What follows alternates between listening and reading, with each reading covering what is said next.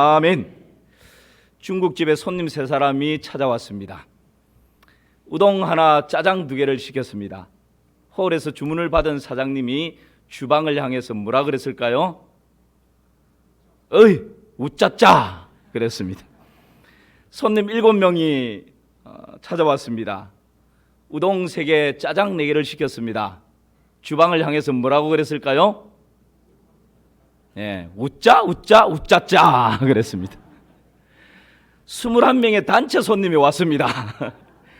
아저씨, 우동 5개, 짜장 7개, 짬뽕 3개, 볶음밥 4개, 탕수육 3개요.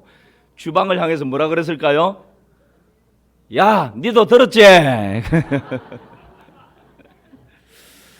말은 신비한 능력이 있습니다. 한마디로 그냥 모든 걸 잠재워버릴 수도 있고, 이 말을 한번 잘못해 놓으면 이게 주워 담기가 힘듭니다. 때로는 말 한마디 때문에 사람의 마음에 깊은 상처를 주기도 하고, 말 한마디 잘하면 찢겨졌던 마음이 싸매어지는 그런 은혜도 있죠.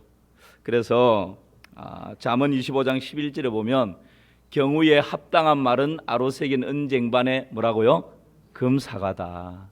우리가 정말 적절한 지혜로운 말을 그 시기적절하게 잘하면 그 말 한마디가 아로새긴 은쟁반의 금사과처럼 그렇게 빛난다, 이렇게 말씀합니다. 여러분, 오늘 설교 제목은 베드로전서 강해를 따라서 성숙으로 가는 길입니다. 우리가 늘 기대하고 있지 않습니까? 어떻게 하면 신앙적으로 좀 더 성숙해질 수 있을까? 인격적으로 좀 더 성숙해질 수 있을까? 우리 모두의 고민입니다. 오늘 이 말씀에 보면 그 성숙은 말과 많은 연관이 있다라는 것을 보게 됩니다. 지금 사도 베드로는 흩어진 나그네들, 왜 흩어졌다 그랬죠? 복음 때문에 핍박을 받고 고난을 받으니까 더 이상 고향에서 집에서 견딜 수 없어서 저 아시아 북쪽으로 뿌리 흩어져 버렸습니다. 그런데 흩어져서 믿음 붙들고 견디고 기다리며 살아가는데 뭔가 환경이 나아질 수 있는 가능성이 없습니다.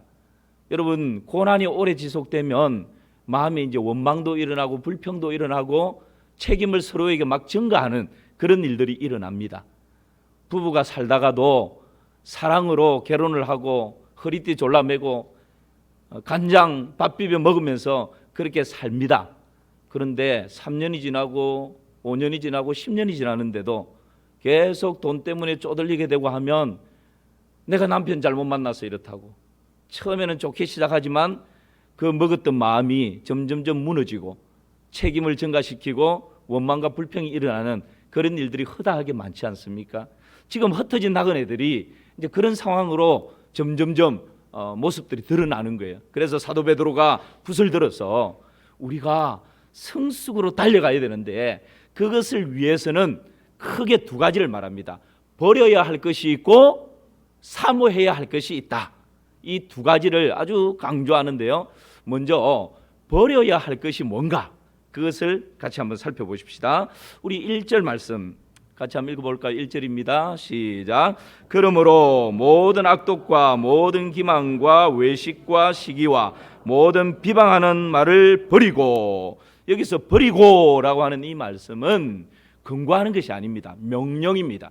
군대에서 상급자가 하급자에게 명령하면 따라야 되고 명령을 지키지 않으면 총살입니다. 전시에는 그것처럼 아주 강하게 강조를 하고 있습니다. 뭘 버리라고 명령하고 있습니까? 오늘 1절에 다시 한번 보시죠. 5가지를 쭉 나열하고 있는데요. 1절에 버리라고 하는 거 여러분 한번 찾아보시겠습니까? 제일 처음에 나오는 것이 모든 뭐죠? 악독, 그 다음에는요 기만, 그 다음에 외식, 그 다음에 시기, 그 다음에는요 모든 비방하는 말. 이렇게 우리나라 번역 성경을 보면 악독과 기만과 외식과 시기와 비방하는 말, 이런 5가지를 다 버려야 된다라고 생각할 수 있는데, 원어적으로 이 1절을 다시 구조를 살펴보면 버려야 될 것은 하나입니다. 그 하나가 뭘까요?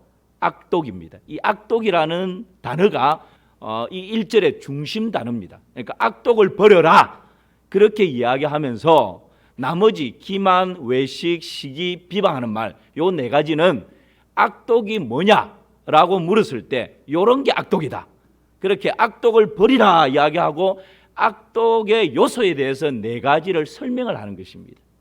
그러니까 크게 보면 뭘 버리라고요? 악독을 버리라는 거예요. 악독을. 그렇다면 악독이 뭡니까? 여러분, 악독은요, 나의 유익을 위해서 수단과 방법을 가리지 않는 내 안에 일어나는 욕구, 이게 악독입니다. 내가 유익할 수 있다면 그 나의 목적을 이루기 위해서 수단 방법을 가리지 않는 거예요. 모든 것을 동원해서 성취하려고 하는 것이 악독입니다. 사도행전 8장 23절에 보면 이런 말씀이 나오죠. 우리 같이 한번 볼까요? 시작. 내가 보니 너는 악독이 가득하며 불의에 매인 바 되었도다. 성경에 이 악독의 대명사로 불리는 사람이 있는데 시몬입니다. 이 시몬이 너는 악독이 가득하며 불의에 매여 있다. 그렇게 지금 이야기할 정도로 악독이 가득한 사람이었어요. 악독이 뭐라 그랬죠? 수단 방법을 가리지 않고 나의 유익을 추구하는 욕구입니다. 그러면 시몬이 어떤 욕구를 표출을 하게 됩니까? 사람들이 성령의 능력을 받고 막 병도 고치고 은사도 나타나니까 자기도 그거 가지고 싶은 거예요. 그런데 시몬이 어떤 방법을요? 자기가 돈을 주고 성령의 능력과 은사를 살려고 하는 거예요. 이걸 보십시오, 여러분. 신령한 일들이 돈 주고 살 수 있습니까? 아니에요. 신령한 것은 신령한 방법으로 받는 것입니다. 그런데 그것조차도 돈을 주고 사서 내 유익을, 내 목적을 이루려고 하는 이런 욕구, 이것이 바로 악독이라는 거죠. 이 악독의 4가지를 말씀하고 있습니다. 여러분, 악독의 요소 4가지. 첫 번째는 뭐죠? 예, 빨리 띄워주셔야죠.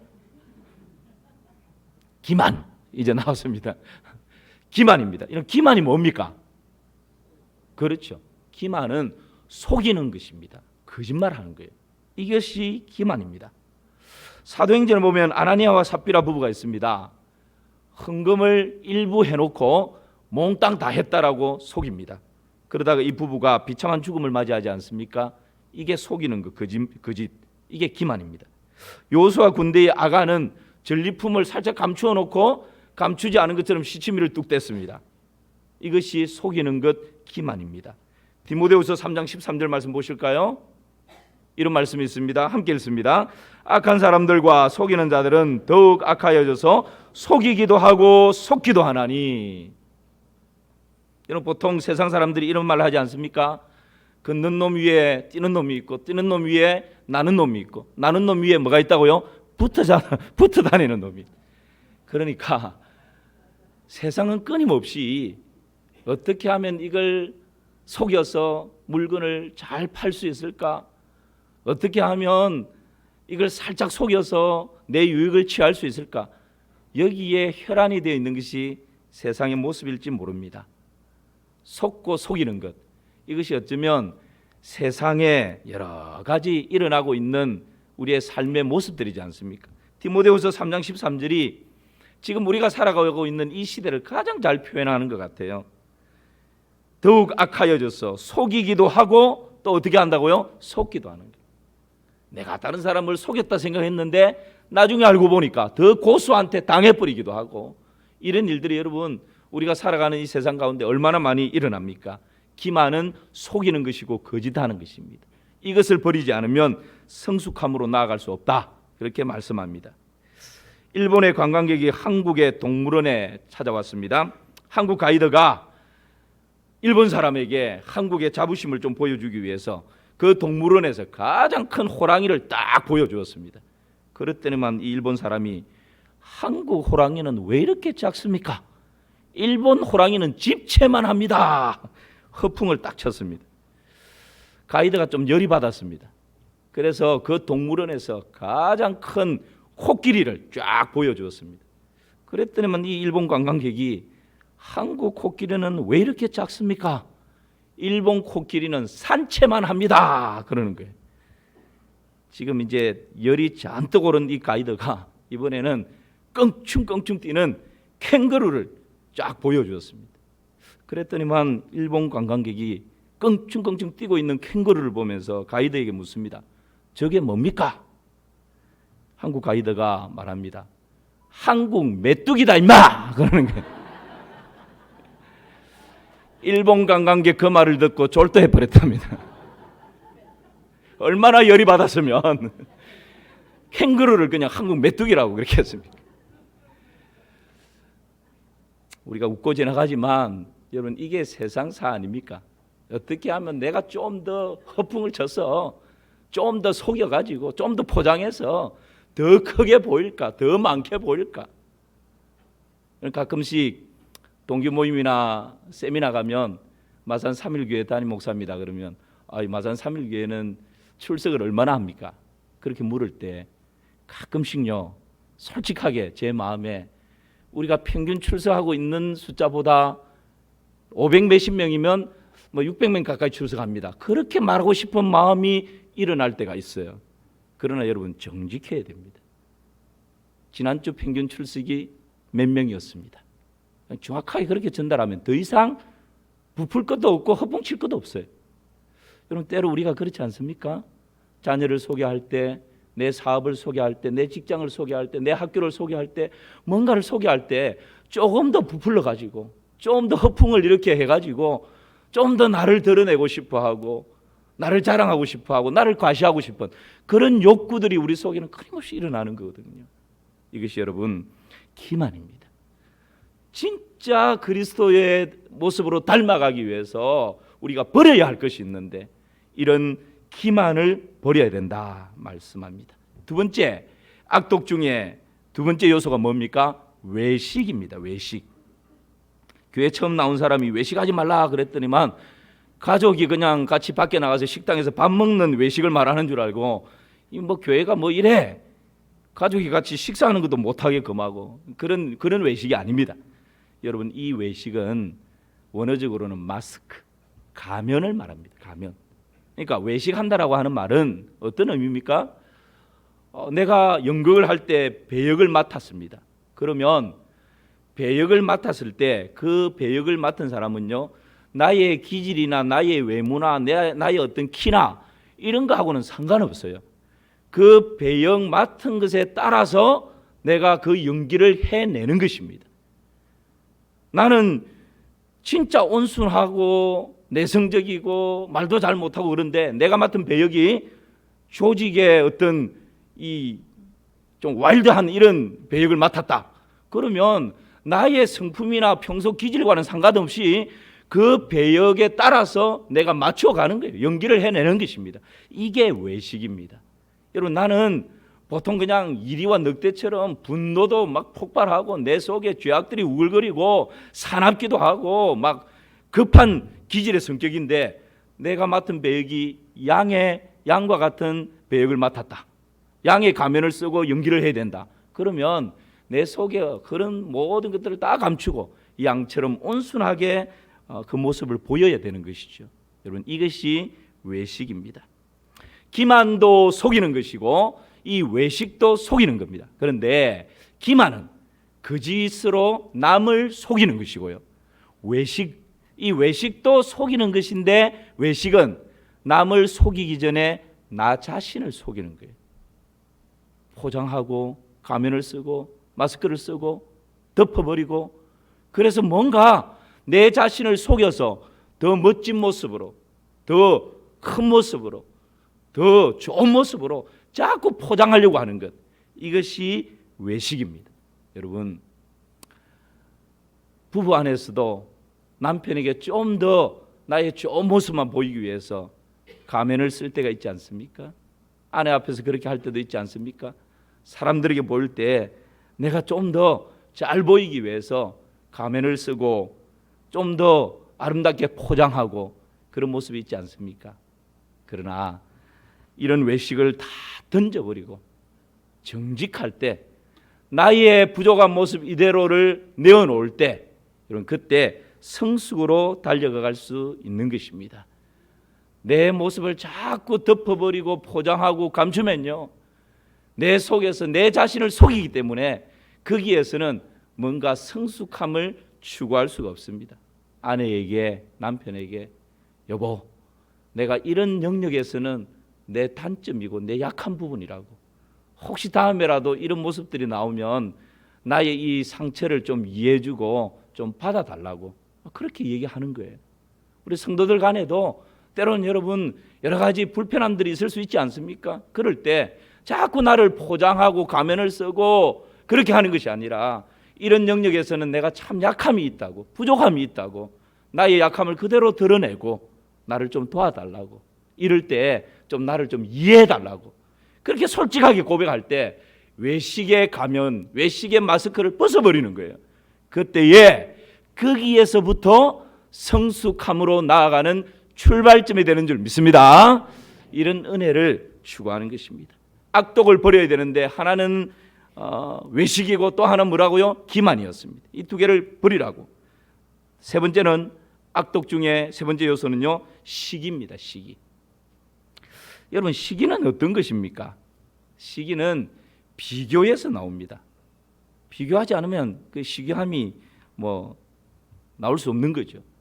자꾸 다른 사람과 비교하다 보면 저 사람은 나보다 잘 되고 나보다 성공하고 저 사람은 나보다 더 많은 복을 받는 것 같고 저 사람의 자녀는 우리 자녀들보다 더 그냥 잘 풀리는 것 같고 이런 걸 보면 괜히 이제 막 속이 뒤틀리는 거죠. 배가 아픈 거예요. 이것이 시기입니다. 여러분, 마가복음에 보면 많은 사람들이 예수님을 따르고 추종합니다. 그것을 그때 당시 종교 지도자들이 시기합니다. 그래서 어떻게 합니까? 본도 빌라도에게 예수님을 넘겨줘 버립니다. 그 시기심 때문에 예수님을 십자가에 못 박여 죽어버리지 않습니까? 가인이 자기 동생 아벨을 시기합니다. 그 결과 동생을 그냥 들판에서 쳐 죽여버리는 최초의 살인자가 되어버립니다. 야곱은 형 에서가 가지고 있었던 장자권에 대해서 시기심과 질투심이 일어났습니다. 그것 때문에 어떻게 합니까? 형을 속이고 아버지를 속이고 장자권을 그냥 사기쳐서 빼앗아버립니다. 사울은 천천히요 다윗은 만만이다라고 하는 이 노래 소리를 듣고는 사울왕 마음 가운데 막 시기 질투심이 일어납니다. 그것 때문에 다윗을 죽이려고 혈안이 됩니다. 그 결과 어떻게 됩니까? 다윗을 죽이는 것이 아니라 오히려 사울왕이 그 아들과 함께 비참한 최후를 맞이합니다. 여러분, 시기 질투는요, 다른 사람에게 피해를 줄 뿐만 아니라 자기 자신을 파괴시키는 무서운 괴물입니다. 그래서 우리 속에 그냥 꿈틀거리고 일어나려고 하는 이런 모든 시기심들을 버려야 하는 것입니다. 던져버려야 하는 것입니다. 시기와 질투가 많은 독수리가 있었습니다. 이 시기 질투가 많았던 이 독수리는 사냥꾼에게 찾아가서 아저씨, 저 날아다니는 독수리들을 사냥하지 않겠어요? 그 사냥꾼이 그래, 네가 원한다면 내가 사냥할 수 있지, 그렇게 이야기를 합니다. 그랬더니만 사냥해 주세요 부탁을 합니다. 그러니까 그 사냥꾼이 그래, 그럼 내가 사냥할 테니까 너의 깃털 몇 개를 뽑아다오. 그러면 그걸 화살로 해서 저 날아다니는 독수리들을 사냥하겠다.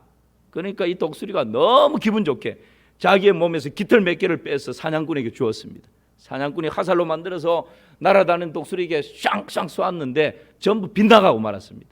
그것을 옆에서 지켜보고 있던 이 시기심 많은 독수리가 아우 어떡해요, 내가 다시 뽑아줄 테니까 다시 쏘세요. 그리고는 막 자기 깃털을 계속 뽑아주는 거예요. 나중에 되니까 이 독수리가 나를 수 없을 정도로 깃털이 없어져 버렸습니다. 사냥꾼이 옆에 있는 그 독수리를 보고는 활과 화살을 내려놓고 그 독수리를 사냥해 갔습니다. 여러분, 이것이 시기 질투의 결과예요. 시기 질투하면 다른 사람에게 어떤 피해를 줄 것 같은데 결국은 내가 망하는 지름길이 뭐라고요? 시기 질투입니다. 시기 질투가 언제 일어날까요? 저 대전에 있는 사람, 더 서울에 있는 사람이 잘 됐다더라, 성공했다더라. 신문에 보니까 와, 나이가 잘 모르는 사람인데 신문에 나오는 어떤 사람이 성공했다더라. 그럴 때 우리 마음속에서 시기심 전혀 없습니다. 그렇네, 이거 열심히 했는가 보네, 대단하네, 그런 마음이 있어요. 그런데 시기심이 언제 일어날까요? 저는요, 그렇죠, 가장 가까이 있는 친구들, 오랜만에 동창회 갔는데 어떤 친구가 벤츠를 타고 쫙 오더니만 야, 오늘 이 차는 내가 다 쏜다, 그러니까 옆에 있던 친구들이 와 하고 손뼉치는 거예요. 근데 그 친구 딱 보니까 아니 학교 다닐 때 나보다 공부도 못했고 얼굴도 나보다 못생겼고 키도 나보다 적고 나보다 잘하는 게 하나도 없었는데 아이고 결혼을 잘해가지고 그냥 막 신랑 덕에 아내 덕에 저렇게 잘 나가고 있는 걸 딱 보고 오면 그날 밤 잠을 못 자는 거예요. 그냥 막 배가 뒤틀리고 이리 뒤척 뒤리지쳐. 여러분 이것이 시기심이에요. 그러니까 가장 가까이 있는 친구들, 가까이 있는 그냥 똘망똘망하게 그렇게 우리가 살아가는데 내 이웃집 그런 사람들이 어떻게 보면 나보다 더 잘 되고 나보다 더 형통하고 그 자녀들이 그냥 나보다 더 잘 풀리고 그런 걸 보면 말은 못하는데 표현은 잘 못하는데 내 속이 자꾸 막 꼬이는 거예요. 이것이 시기심이에요. 여러분 이 시기심을 가지고 있으면요 결코 성숙으로 나갈 수가 없는 거예요. 가로막혀 버리는 거예요. 거기에 주저앉아 버리는 거예요. 그래서 정말 성숙으로 달려가기 위해서는 이런 시기 질투를 다 던져버리라고. 그래야 주님을 닮아가는 성숙함으로 달려갈 수 있다고 우리에게 말씀하고 있는 것입니다. 첫 번째가 뭐였습니까? 기만이었고, 두 번째는요 외식이었고, 세 번째가 뭐라고요? 시기심. 마지막 악독의 요소 하나는요 비방하는 말입니다. 비방하는 말. 이 비방하는 말이라고 하는 것은 이 원어에 보면 두 가지가 합쳐진 의미입니다. 하나는 이 비방이라고 하는 이 의미는 하나는 뭐뭐 아래에라고 하는 말이고요. 또 하나는 말. 그러니까 뭐뭐 아래에서 뭐뭐 밑에에서 말한다. 이게 비방하는 말입니다.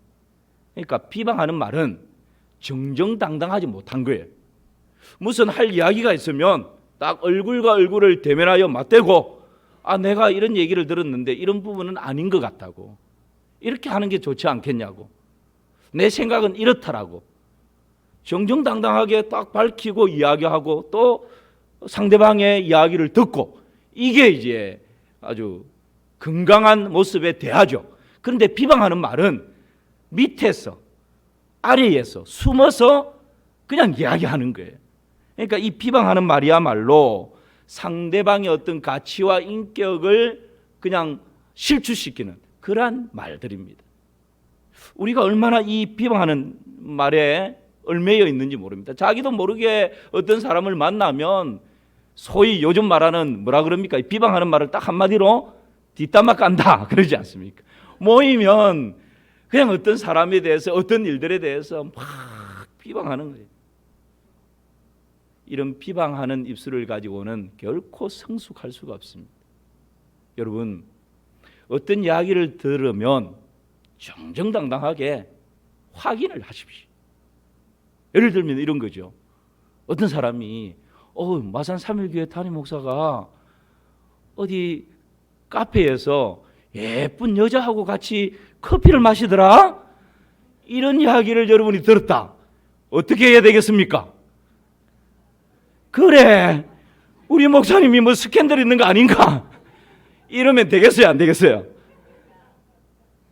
여러분 자신 있게 대답을 안 하시네. 됩니까, 안 됩니까?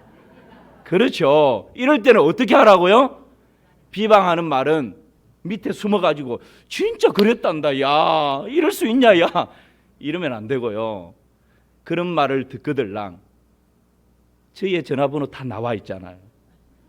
확인하시면 되는 거예요. 목사님 이런 얘기가 들리는데 지금 어떻게 된 겁니까? 정정당당하게 확인하는 거예요. 오해를 불식시킬 수 있는 방법입니다. 우리 장로님들에 대해서 어떤 얘기가 들립니까? 그러면 아이고 그 장로님이 그랬단다. 세상에 그럴 수 있냐 믿었는데 여러분 그러지 마시라는 거예요. 정말 그 얘기를 들었을 때 여러분 마음이 불편합니까? 뭔가 그냥 막 이게 마음이 그냥 불불 끓습니까? 당당하게 그분을 만나든지 전화해서 이런 얘기를 들었는데 이거 어찌 된 거냐고. 내가 그 얘기를 듣고는 마음이 너무 상한다고, 너무 서운하다고 확인하는 거예요. 이것이 여러분 건강한 대화를 통해서 건강한 공동체를 세워가는 거예요. 그런데 그를 확인 없이 그냥 밑에 숨어가지고 이 사람 만나고 저 사람 만나고 이제 거기에 막 부풀려져 가지고, 여러분 이것은 상대방의 인격을 살인하는 것과 같은 거예요. 이런 비방하는 말들이 난무하게 되면 그 가정은 깨어집니다. 이런 비방하는 말들이 난무하게 되면 그 공동체는 깨어지는 것입니다. 그래서 성숙으로 달려가기 위해서 버려야 할 것을 말씀하시는데, 악독을 버려라. 이 악독에는 4가지 요소가 있다 그랬습니다. 첫 번째가 뭐라고요? 기만이고, 두 번째는요 외식이고. 자, 이럴 때는 좀 그렇죠. 이제 나오네요. 다시 악독을 버려라 그랬는데, 이 악독에는 4가지 요소를 설명했습니다. 첫 번째 뭐라고요? 기만이고, 두 번째는요 외식이었고, 세 번째는 뭐였습니까? 그렇죠, 시기였고, 네 번째는요 비방하는 말. 이런 것을 버리라고. 그럴 때에 우리가 성숙으로 나아갈 수 있다, 그렇게 말씀합니다. 좀 짧게 말씀을 나눕니다. 그렇다면 성숙으로 가기 위해서 사모해야 할 것이 있습니다. 목말라야 할 것이 있습니다. 그건 뭡니까? 2절입니다. 우리 2절 말씀 함께 읽습니다. 갓난아기들 같이 순전하고 신령한 젖을 사모하라. 이는 그로 말미암아 너희로 구원에 이르도록 자라게 하려 함이라. 아멘. 성숙을 향해서 이번에는 사모해야 할 것이 있는데, 그게 뭐라고요? 하나님의 말씀이에요. 그 말씀을 사모하는데 어떻게 해요? 어린 아이가 어머니의 젖을 갈망하는 것처럼, 사모하는 것처럼, 찾는 것처럼, 그렇게 하나님의 말씀을 순전한 마음으로 찾고 사모하라고. 여러분, 우리가 성숙한 사람인지 아닌지는 어떻게 알 수 있을까요? 이 어린 아이가 밥을 먹지 않을 때는 2가지 현상 때문에 그렇습니다. 아이들이 어머니의 젖을 거부하고 차려놓은 밥을 거부할 때는 언제든가요? 병들었을 때입니다. 병이 들고 나면요, 식욕이 딱 끊어져 버려요. 그러니까 엄마가 젖을 물려도 그냥 거부해 버립니다. 그리고 맛있게 밥과 반찬을 만들어 놨는데도 그냥 끼적끼적하게 거부해 버립니다. 병들었기 때문에. 또 하나는 뭘까요? 아이들 키울 때 밥을 거부하는 것은 불량식품을 먹었을 때. 그러니까 학교 앞에 파는 아이스크림이나 사탕이나 이런 불량식품을 엄마 몰래 딱 사 먹고 오면 그날 밤 아무리 맛있는 반찬을 해놔도 거부하는 거예요. 그냥 끼적거리는 거예요. 여러분, 이 불량식품이 뭡니까? 바로 기만과 외식과 시기와 비방하는 말, 이런 불량식품들이 우리 속에 가득 채워져 있으면 하나님의 말씀에 대한 식욕이 떨어져 버리는 거예요. 우리가 영적으로 병들어 있으면 하나님의 말씀에 대한 사모함이 사라져 버리는 거예요. 지금 내가 건강한지 병들었는지, 내가 지금 불량식품을 먹어서 배가 부른 상태인지 그렇지 않은지는 말씀에 대한 사모함이 있는지, 말씀에 대한 목마름이 있는지, 말씀을 가까이 하려고 하는 그런 마음들이 내 안에서 일어나는지, 그것을 보면 압니다. 건강한 사람은, 영적으로 살아있는 사람은 말씀을 가까이 하는 사람들입니다.